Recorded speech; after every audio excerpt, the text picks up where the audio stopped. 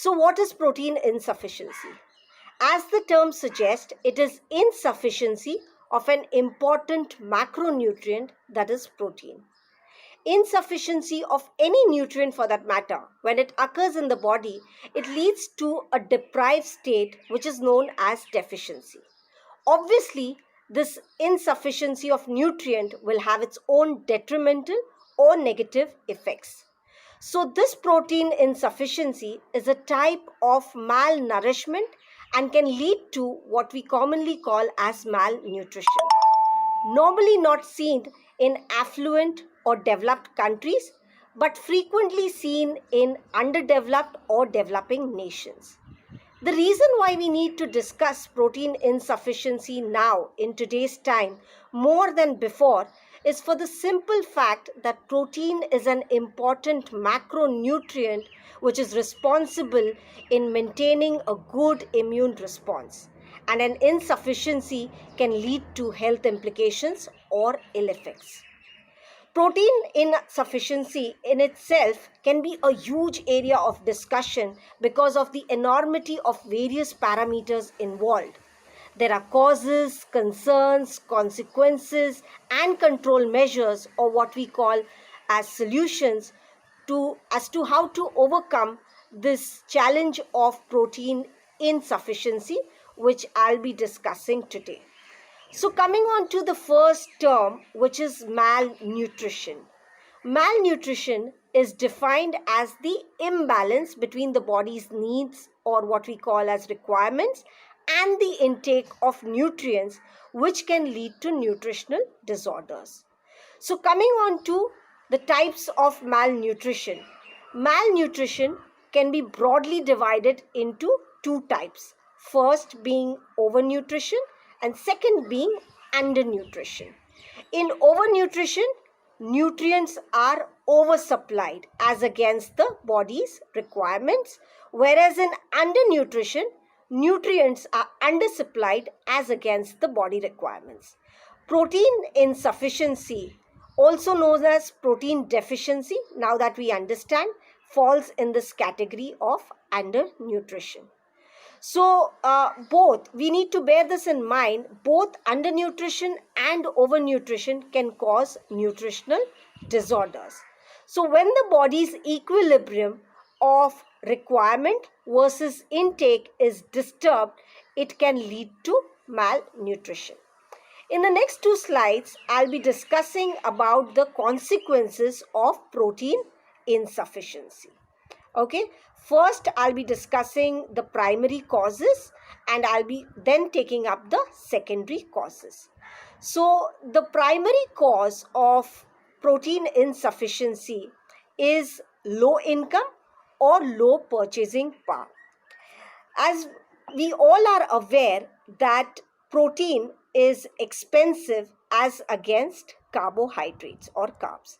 Simple example would be, take the pulses or the legume prices and compare them against the cereal prices, and you will realize that legumes and pulses are much more expensive as against your grains or cereals. Or even dairy product prices are not light on the monthly budget.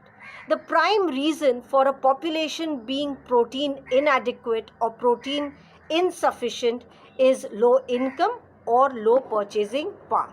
The second cause for protein insufficiency is ignorance or erroneous food habits. Ignorance about why protein is important. General public has very little knowledge, or I should say no knowledge, of what protein deficiency could lead to. In a very interesting survey with almost 2,000 people, it was known that 1/5 of the respondents felt that a diet rich in protein was not good for health. This clearly shows that ignorance could cost you your health. Talking about erroneous food habits.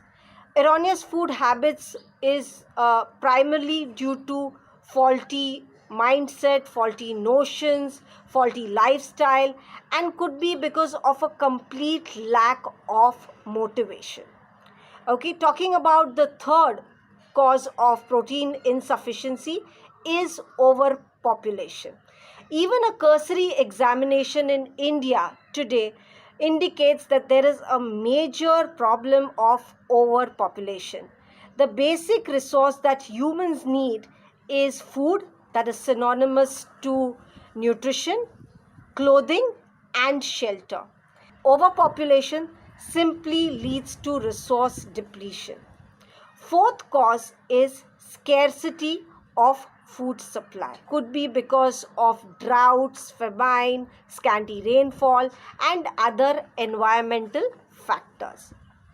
Okay, it could also be because of the availability of the same food products at a much higher price. Talking about secondary causes of protein insufficiency, where you were able to overcome the primary challenge of procuring the right nutrition for your needs, but still suffer from insufficiency because of certain intrinsic or limiting factors. So, the first reason for a secondary cause of protein insufficiency would be something like diarrhea or malabsorption. As we all know, that dietary proteins needs to be digested, broken down into amino acids, and then absorbed and assimilated in the body. So, for any reason, if there is diarrhea or intestinal malabsorption, there could be loss of the nutrients involved. Okay, talking about the second concern, that is infections. So, the stimulation of an immune response because of an infection, like a respiratory infection, increases the demand of metabolically derived anabolic energy.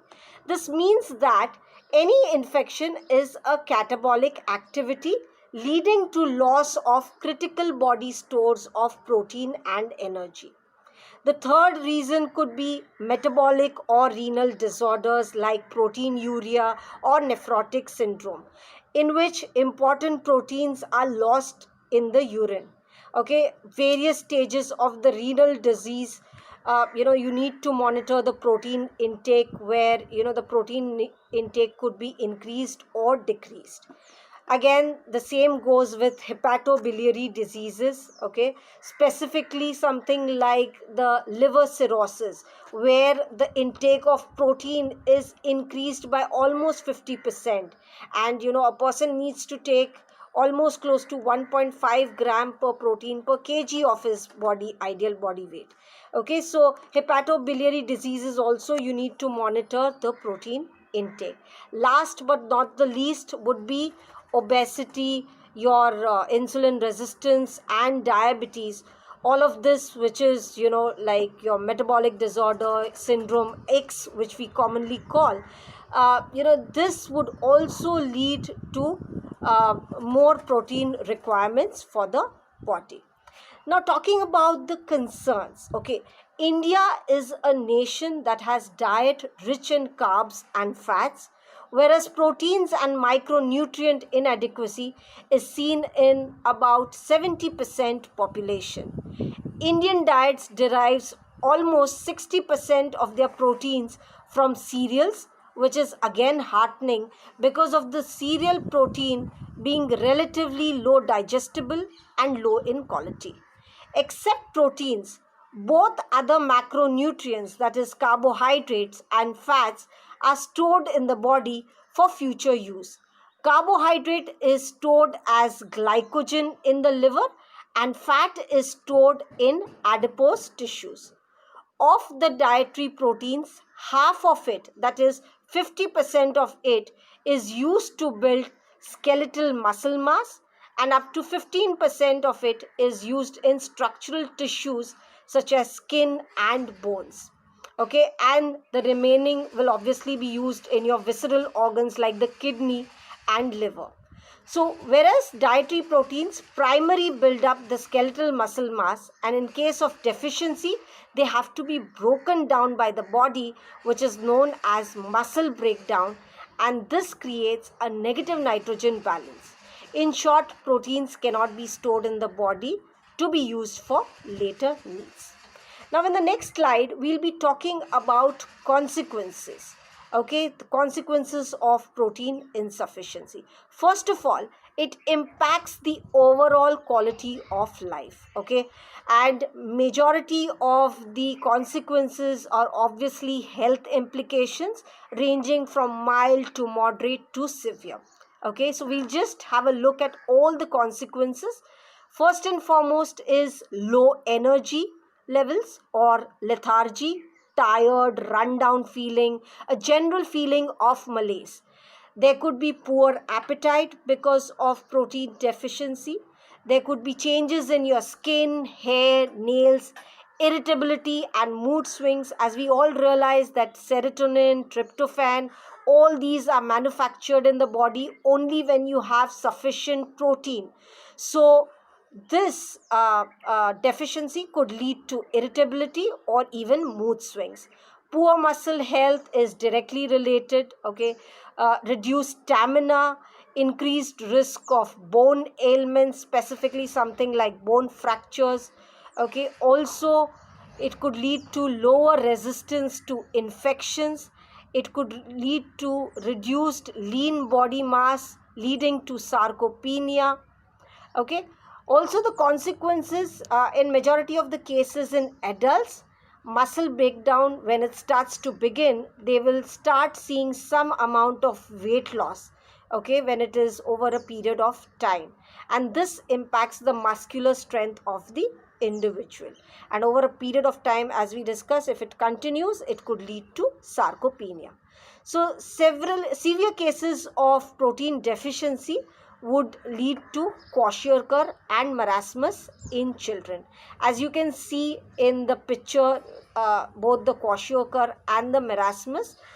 Kwashiorkor is a severe protein deficiency with normal calorific intake, generally leading to muscle wastage and severe edema all over the body. Whereas marasmus is another form of protein deficiency along with an overall inadequate calorific intake.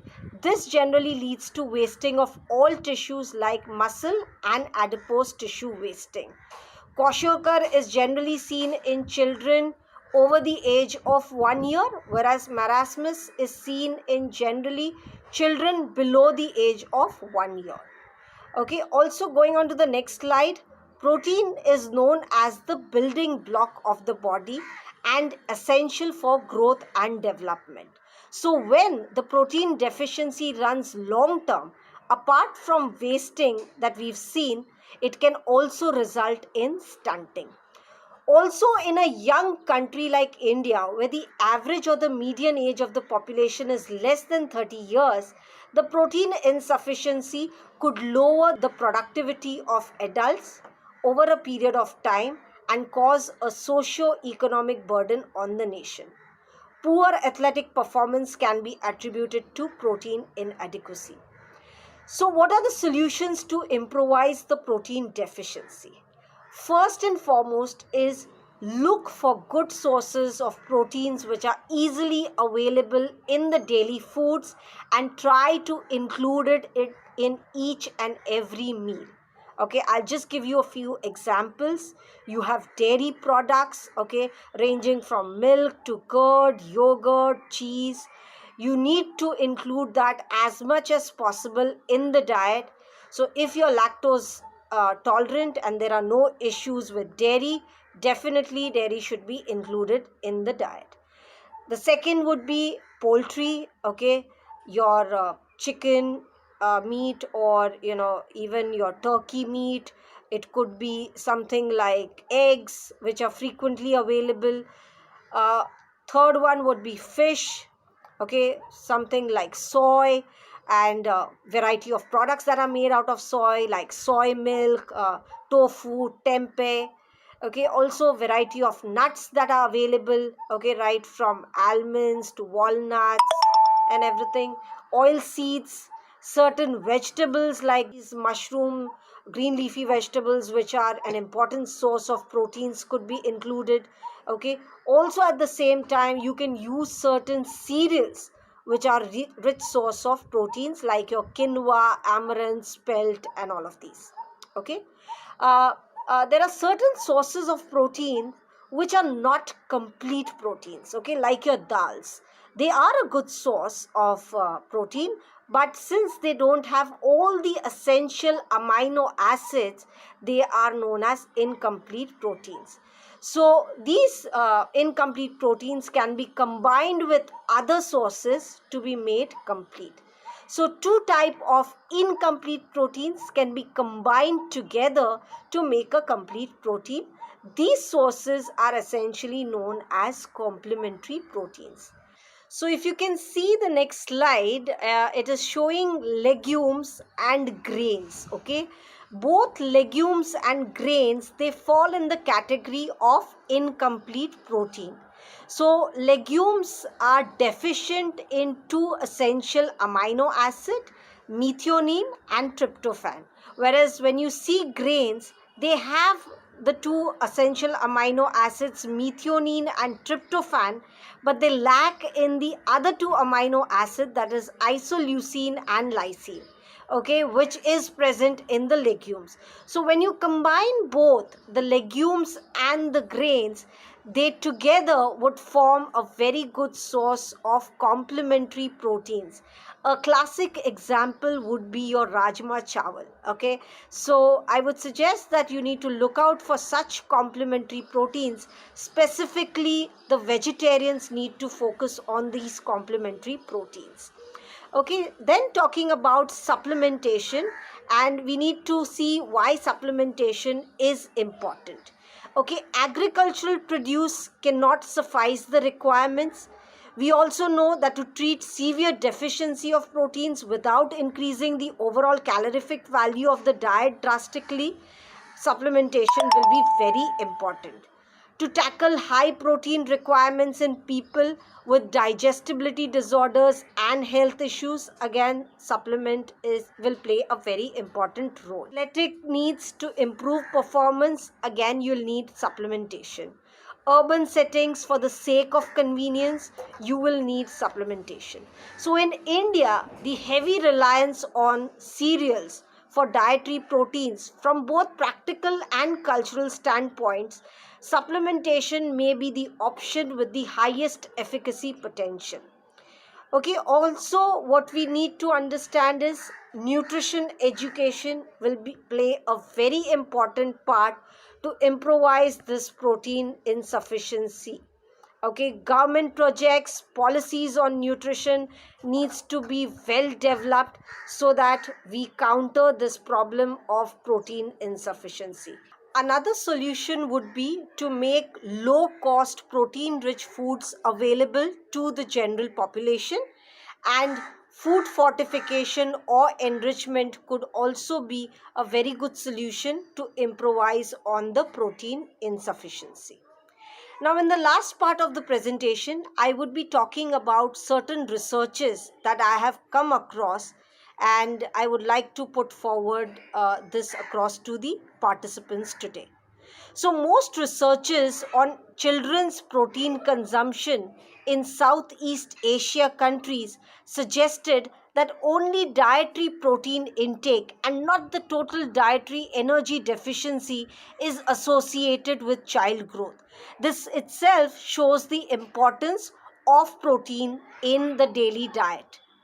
Prior researches have shown that in diets deriving over 50% of the protein from cereal sources, protein quality is relatively poor, affecting the biological value and limiting the protein utilization. A whole lot of studies suggest that animal proteins are complete proteins, that is, they are readily digested since they have a higher PDCAS score and has a higher bioavailability.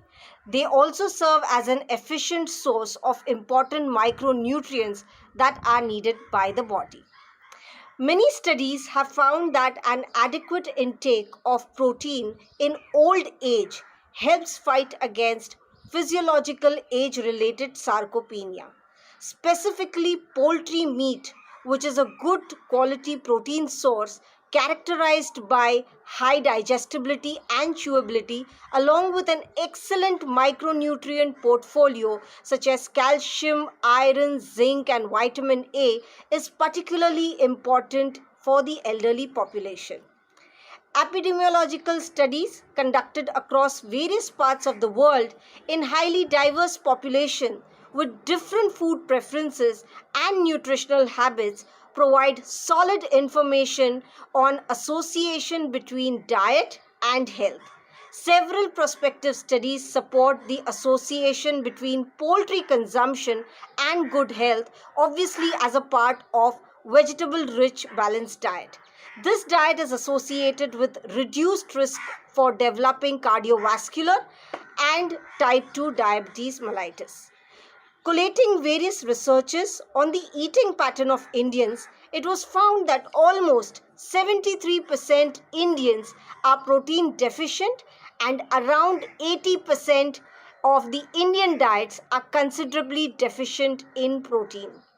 A study conducted by IMRB published a report which said several cities in India are highly protein deficient. Leading the list of protein deficient cities is Lucknow, a city ironically known for its delicious kebabs and biryanis. Following Lucknow were two cities, Ahmedabad and Chennai, and in the third place was Vijayawada, and this was followed by the two metro cities, Mumbai and Delhi.